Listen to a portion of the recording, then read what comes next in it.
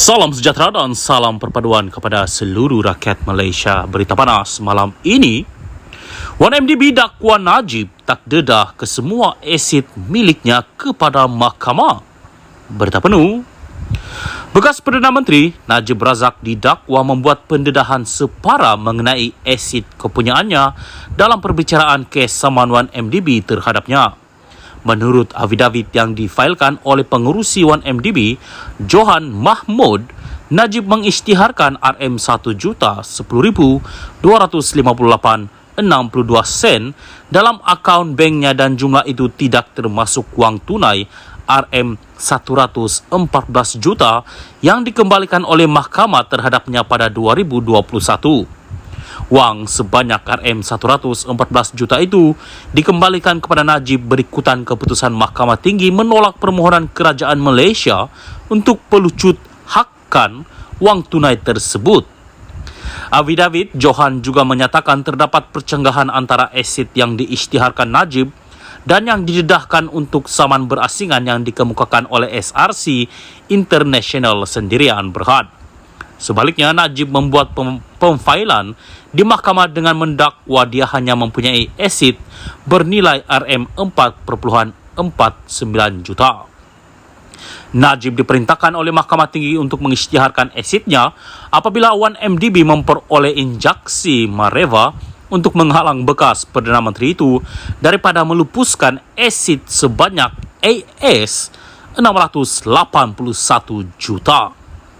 1MDB dan SRC menyaman Najib atas dakwaan menipu entiti itu yang dimiliki sepenuhnya oleh Menteri Kewangan diperbadankan MOF.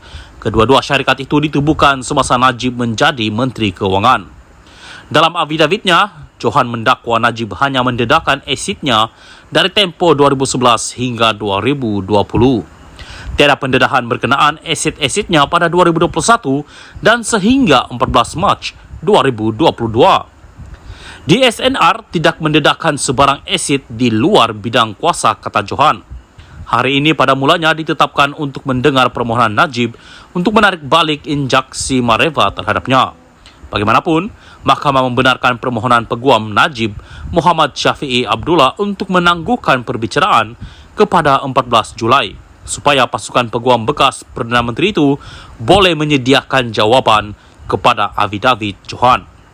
1MDB dan 4 anak syarikatnya menyaman Najib dan beberapa defendant lain sebanyak RM23 bilion ringgit. 4 anak syarikat dana itu ialah 1MDB Energy Holdings Limited, 1MDB Energy Limited, 1MDB Energy Langat Limited dan Global Diversified Investment Company Limited yang berpangkalan di British Virgin Islands sebelum ini dikenali sebagai 1MDB Global Investment Limited. 1MDB dan bekas anak syarikatnya SRC International mengemukakan 22 saman sivil pada 2021, menyasarkan mereka yang didakwa menipu dua entiti milik kerajaan itu sama ada secara sedar atau tidak. Najib kini menjalani hukuman penjara 12 tahun berhubung kes rasuah membabitkan RM42 juta dana daripada SRC International yang pernah menjadi anak syarikat 1MDB. Salam sejahtera dan salam perpaduan kepada seluruh rakyat Malaysia. Berita panas hari ini dipetik daripada Malaysia Kini bertajuk, Muhyiddin mungkin lupa DAP bantu kemenangan di Pagoh. Berita penuh, DAP menganggap Muhyiddin Yassin terlupa betapa dia juga pernah mendapat manfaat daripada undi penyokong serta ahli parti berkenaan sehingga membantu ahli parlimen terbabit memenangi kerusi Pagoh. Setiausaha Agong DAP Anthony Loke berkata, semasa bersatu bersama-sama dengan PH, mereka berkempen untuk memenangkan Muhyiddin ketika dia bertanding dalam PRU ke-14 pada 2018. Dia, Muhyiddin, mungkin lupa dia pun pernah bersama dengan PH dan sudah tentu berkempen bersama-sama DAP. Begitu juga DAP pun berkempen untuk dia di kawasan Pagoh. Kalau bukan kerana pengundi PH yang memberikan undi kepada beliau, tidak mungkin dia menang semasa PRU 2018. Mungkin dia lupalah, katanya.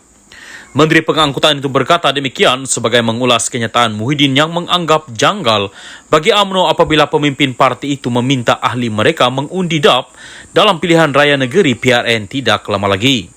Gesaan itu dibuat bekas Setiausaha Agung UMNO Ahmad Maslan. Kata Ahmad, seruan itu dibuat kerana UMNO BN dan DAP PH kini sama-sama berada dalam kerajaan. Untuk rekod, Muhyiddin menjadi ahli Parlimen Pago sejak 2013.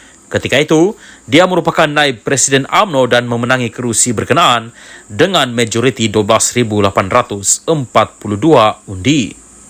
Apabila Muhyiddin diketepikan daripada UMNO, ekoran krisis dalaman membabitkan dia dengan Najib Razak yang terpelit dengan skandal 1MDB, bekas Menteri Besar Johor itu bertanding sekali lagi di kerusi berkenaan pada 2018. Dalam PRU berkenaan, Muhyiddin dari Bersatu mewakili PH dan mengalahkan calon BN Ismail Muhammad dengan perbezaan 6,927 undi. Apabila PRU ke-15 diadakan pada November tahun lalu, Muhyiddin sekali lagi mempertahankan kerusi Pago, kali ini untuk BN dengan majoriti 10,007 undi. Sementara itu, mengulas gesaan Ahmad, Lok hari ini menjelaskan tidak ada apa-apa yang janggal apabila ahli Parlimen Pontian itu bertindak sedemikian kerana kedua-dua parti adalah kerajaan. Ia memang logik. Apabila ada kerjasama antara parti, sudah tentu parti-parti yang terlibat akan bekerjasama. Pemimpin DAP juga berkempen semasa PRN dan kami pasti akan menggesa ahli parti memberikan sokongan kepada calon UMNO, katanya. Ditanya mengenai dakwaan Muhyiddin bahawa PN akan mendapat sehingga 80% undi dalam PRN tidak lama lagi, Lok berkata bekas Perdana Menteri itu berhak membuat apa saja ulasan. Dalam kempen pilihan raya, sesiapa sahaja boleh cakap besar. Tetapi, saya fikir biasanya sesiapa yang melakukan hal itu akhirnya akan kecewa, katanya lagi. Sekian berita, salam Malaysia Madani.